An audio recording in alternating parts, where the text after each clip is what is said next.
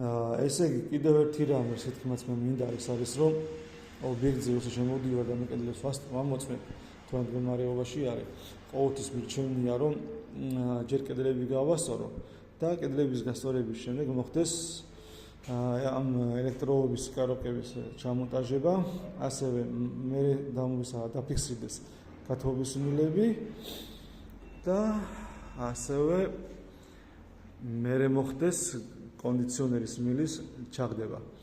ეს ყველაფერი რო წინასწარ გააკეთოს კლიენტმა, მე არის პრობლემა ის რომ მე ხელი შემიშლება როგორც მალიერს კედლების გასწორებაში. პრობლემა არის ეს მილები გამოშორული რო არის კედლიდან, ასევე პრობლემა არის ის და მაგალითად ეს კაროკებიც როცა მონტაჟდება წინასწარ სანამ კედლები გასწორდება, არის შემთხვევები რომ წინ არის გამოწეული კაროკა და კედლის სწორებაში მე ხელი მეშლება. აქედან გამომდინარე, სწორი პრინციპით რომ მიუდგეთ კედლების დამუშავებას, არის ის რომ პირველ რიგში კედელი გასწორდეს და შემდეგ მოხდეს ყველა სახის სამუშაოების დამონტაჟება. კაროკა, გათბობის მილები, კონდიციონერი. ამის მერე საქმეზე რომ გადავალ, მარტივად ვიმუშავებ.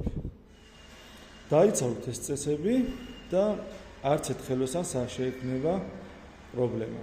ალბათ წარმატებები ყველას.